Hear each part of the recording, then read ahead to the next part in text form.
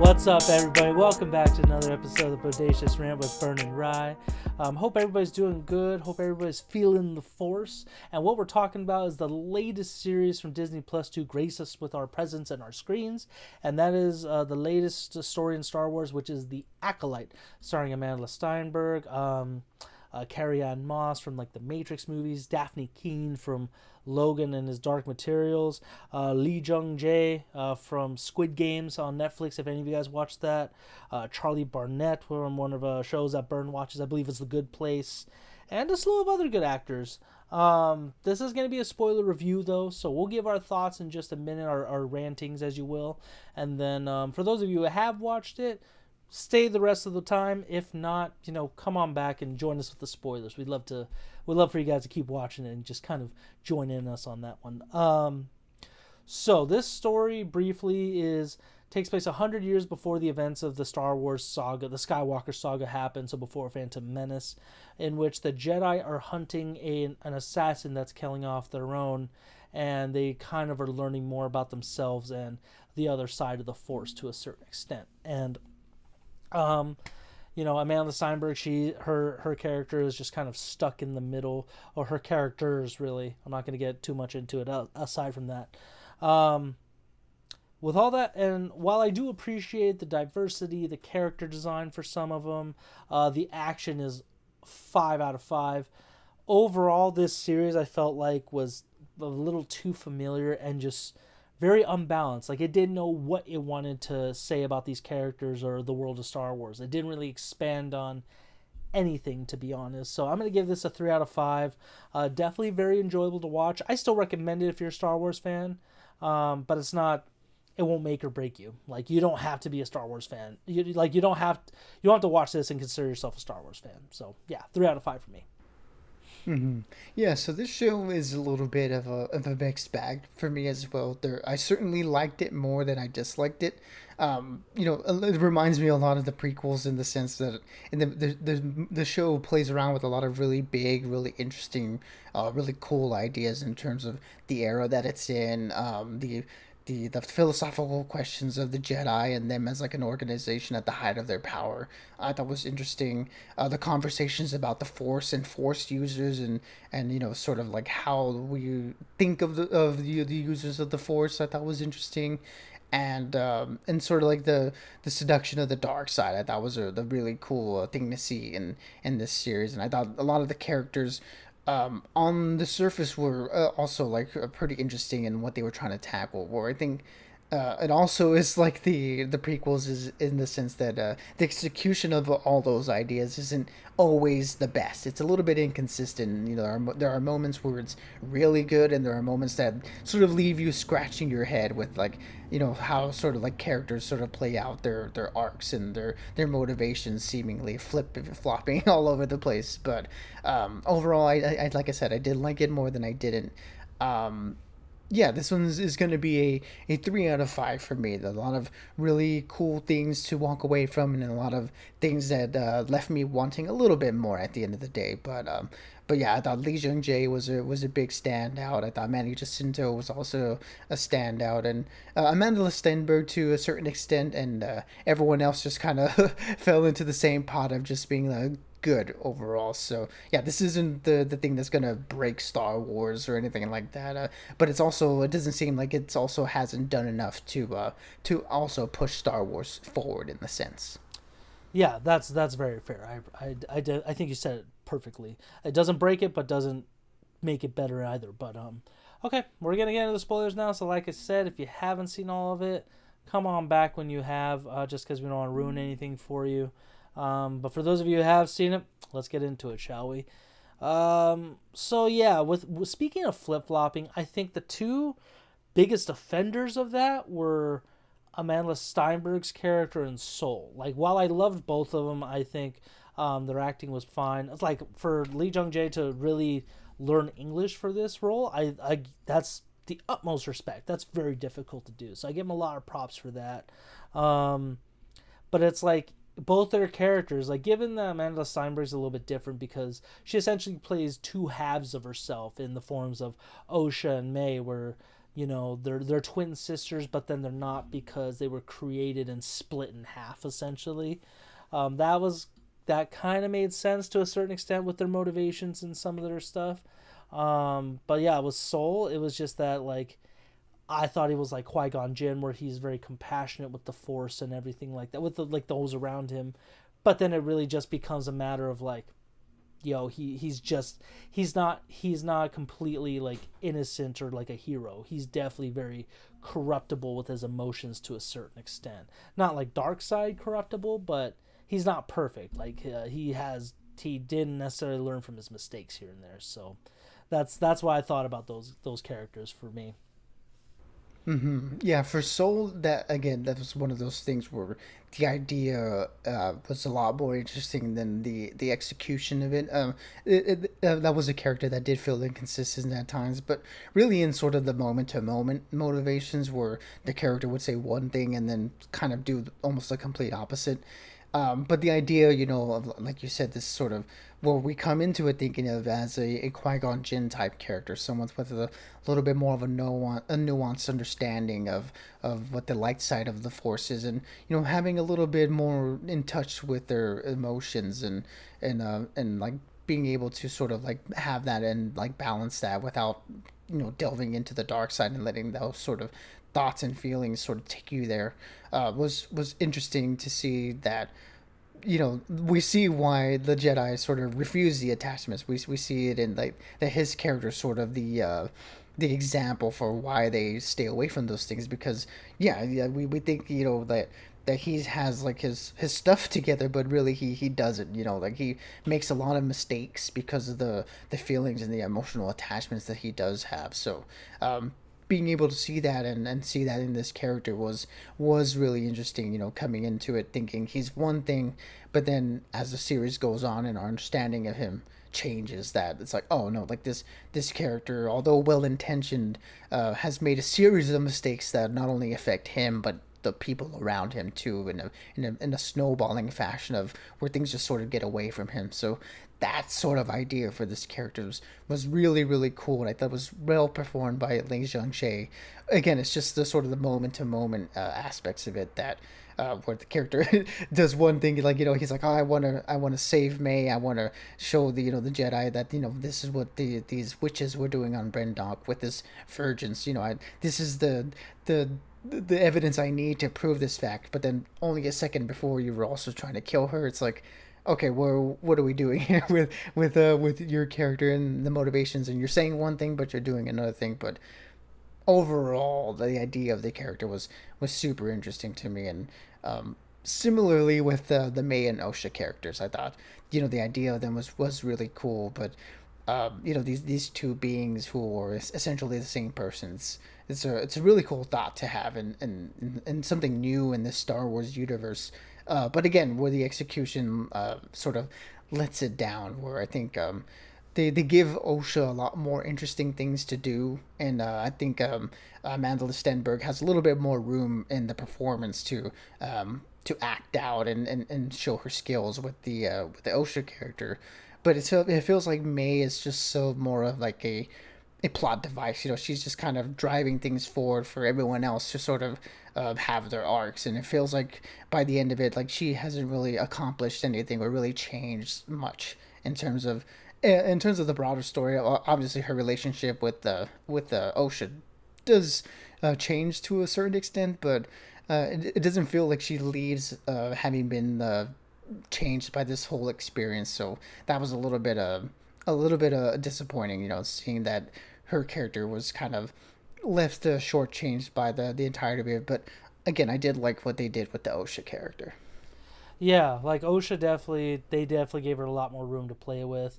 But even then, like both of their, I think you said it perfectly that they're, May didn't really learn too much. Like she didn't necessarily grow all that much to a certain extent. Like she did and she didn't, because she was definitely dark side in the beginning, like very emotional, very, how do I put this? She was definitely in a lot of the dark elements, and then at the end she's like, no, I want to be better and this and that. It's like, yeah, but it wasn't enough to really make a difference. And then Osha just struggling to be good, and then in the end becoming bad, when moments before the ending was like, oh, I failed because I couldn't forgive people, the ones I love, causing so much destruction. It's like, you never learned anything. You just went dark and you gave in to your failures, essentially. At least that's how I look at it. So I didn't care for that. I just think that the story and the writers, they try to write so much gray with these characters that they need understanding. But it's also like, yeah, it just became too foggy to understand at that point. Like, I didn't know where to go with them or what to say about them. Like, so it's like, it's almost like you feel indifferent for everyone in the story, at least the main characters, and that's not necessarily the best thing, in my opinion. At least that's how I felt with it. But It kind of gets hard to root for anybody in this situation, when a lot of them are doing morally questionable decisions and stuff, which, again, that's something I do like, and especially exploring that within the context of a Star Wars story where you do have these sort of light side, dark side, arguments. Living in the gray is something it's like, okay, that seems interesting to me. But yeah, it just, when the characters are, flip-flopping back and forth between, like, their motivations, it's like, it kind of gets, like you said, a little bit hard to grasp what exactly the creators behind the show are trying to say about, the broader, ideas in Star Wars, and what are they trying to say about these characters. yeah, the only one that you can kind of sort of root for to a certain extent is Kymir's character. I know we were talking before and how I felt like, well, I still agree with it, that I think they need to still expand upon his character and why he became a Sith, essentially.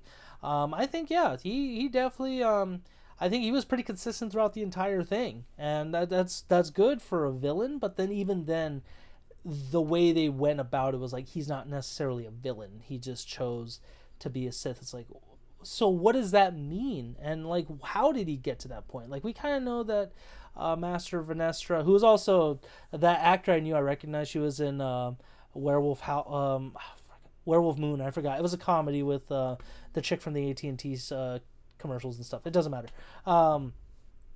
But like, we kind of realized that she's the master, so she betrayed him at one point. So like, even this character that kind of did stand for certain good in the end, she still was imperfect. Like, it was just all over the place. But yeah, like, I think Kymir was definitely, or the stranger as you call him, the unknown, he was definitely the most consistent one.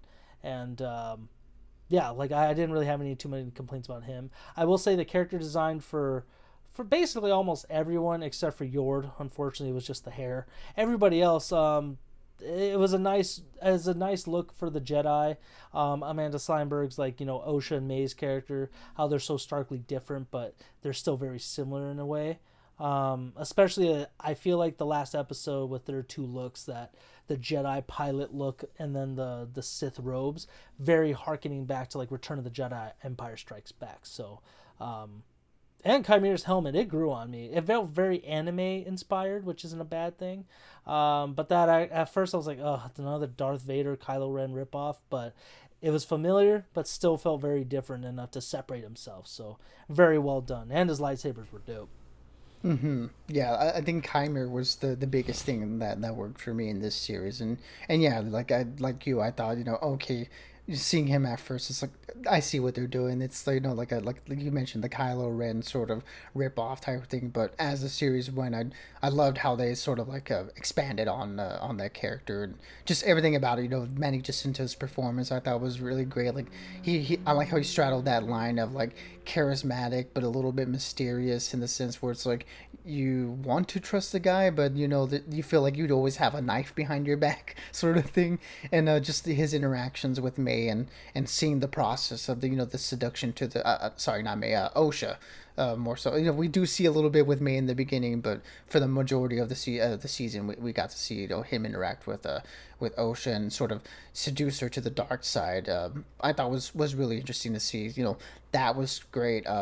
Again, the whole visualization of the character was cool. Like the way he fought, the physicality of him. It was just really well defined character. It felt like everything informed itself, from the way he talked to the way he moved, the way he fought, the design of it all. I thought seamlessly it all really, really worked for me.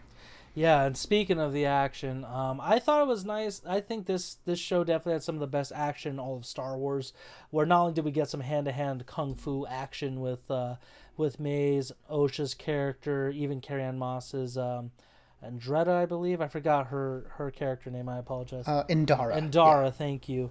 That was great. And then also we see the different fighting styles with like Soul and the Jedi, and then even Chimere's fighting style. It was all very well done. Just man, when you told me before I caught up was the choreo whoever they hire for the choreography, they need to keep it going. It's like, oh well, that's at least good. You know, if you're gonna have a show about Jedi and Force users with lightsabers, you better make it good. And well, Ahsoka, I don't really have any complaints on it. I don't really remember the way that was fought. So that kind of does say something. Like it's very forgettable, unfortunately, which isn't the best thing, but I don't remember it being bad. So at least this show, the saving grace was the action was on point. And the best type of action tells a story or lets you know something about the character. And that's why I think the action in the series really worked, even if they injected elements that we hadn't seen before. You know, we get the quick and the super flashy choreography of the prequels, but then we add on to that sort of the hand-to-hand kung fu stuff that was really cool. But again, each character fought differently. They moved differently. You know, the way that Soul moves, like very precise and elegantly, as opposed to Chimera, who's very fast, very erratic. These wide, unpredictable swings. Again, it's very informed by who these people are, and I think that's why the action for me works so well in this series. Is because that's what the best action does. It lets you know something about these characters. You know, like it's characterization and storytelling doesn't have to end when dialogue stops. You know, it can continue in the action, and I thought they handled that really really well here. Yeah, again, Chimera and Soul's fights were definitely, I think, the highlight, especially in the last episode, the highlight of the show. So, and then character design too. Just like we were talking about, I really dug his look in the end.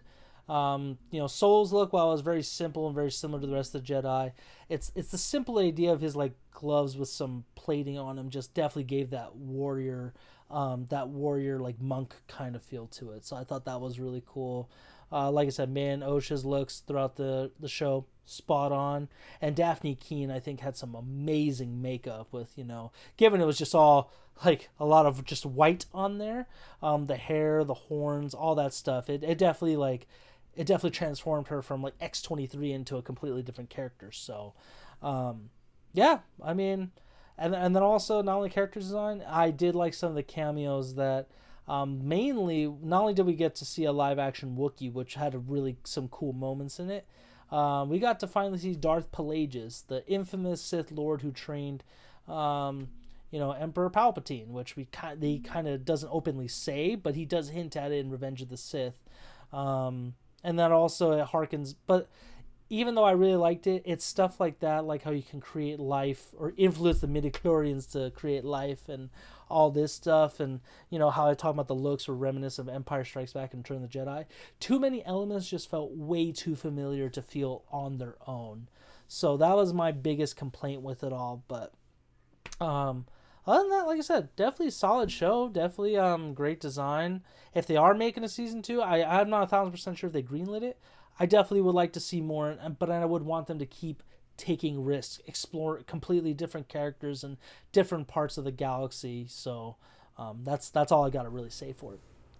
Yeah, like if they were to do a season 2, they would really have to nail down the characterizations and also the tone as well. I felt like that was one of the things throughout the series that it was kind of back and forth. Did it want to be this more adult, more serious, a deep dive into the darker sides of Star Wars in the similar way that Andor did, or do you want to be sort of the for all ages Star Wars story? And I think it was riding that line where there were certainly moments in the series that were like, oh dang, I never seen something like that in Star Wars happen, especially with the fights and how brutal they got at some points. But then we a lot of times it does fall into sort of the standard traditional Star Wars tropes. Where it felt like it could have done without that, and I say that, and that I want that where it's like pick an audience and sort of tell that story, and I wish that could be the case, but then we do get something like Andor, which is a little bit more adult, a little bit more serious, and it turns out that is like the most least viewed Star Wars thing that we've gotten. So that is unfortunate where the audience is saying one thing, but then we're sort of telling them a different thing where that show's not as being as watched as this one is, you know. So it's one of those things I hope they could sort of like key in on those things if they are to do a second season. But you know, with the history, I don't really know if they'll go in that direction. But fingers crossed, because there are a lot of things in this by the end of this series that do have me genuinely interested. You know, of the Chimera, OSHA relationship. What are they going to do with Darth Plagueis? How are they going to tie that with OSHA? It's like, is that going to be sort of the thing that kicks off the idea of creating Anakin through the Force? You know, at some point, like, how are all these things going to tie in, and how does the continued cover up and ignoring of the Jedi's wrongdoings, how does that snowball into what we see happen in the prequels, where it eventually leads into their downfall? There's a lot of interesting things to explore in this series. There are a lot of really cool questions, cool ideas. I just hope the execution of it, if they are to do a season 2, is just a little bit more on point. Yeah, we can only hope, my dude. I still want something in the High Republic, or I wouldn't even mind just an entire series based on the Sith. Let's go into the complete dark side. Oh, the Old Republic, you mean? Old Republic, that's what I meant, not High Republic. Yeah. The High Republic is what this show is. That's what we're getting now. I meant like Old Republic, you know, especially. Yeah, definitely. With what we've seen in those trailers and marketing for like the Knights of the Old Republic game, that giant MMORPG. It's like, dude, there's so much in those trailers we can expand upon in the show. So let's seize those opportunities, or just tell an entire thing about the Sith. We've already seen a lot about the Jedi. Let's go into the other side of it, especially since we had the Mandalorian series, which kind of filled in that gap. But yeah, like I said, everyone, this show is definitely not bad. Doesn't ruin Star Wars for us, but it doesn't, for me also, it doesn't really expand upon it. It's just there. It's serviceable. Mm-hmm. Yeah, it doesn't destroy Star Wars or anything like that, like a lot of the biggest critics would have you think. At least in my opinion, you know, I definitely don't think it was worse than Book of Boba Fett. I think that was very clearly one of the if not the worst Star Wars thing we've gotten lately, and this one nowhere near got as bad as that for me. No offense to those who do like Book of Boba Fett. With all due respect, you must be on crack. Yeah, so this show is now over.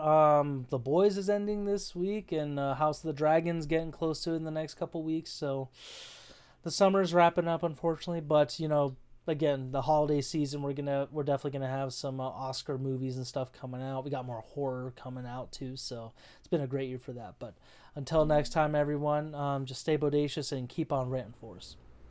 Absolutely, everybody. Be good, be safe, and may the Force be with you.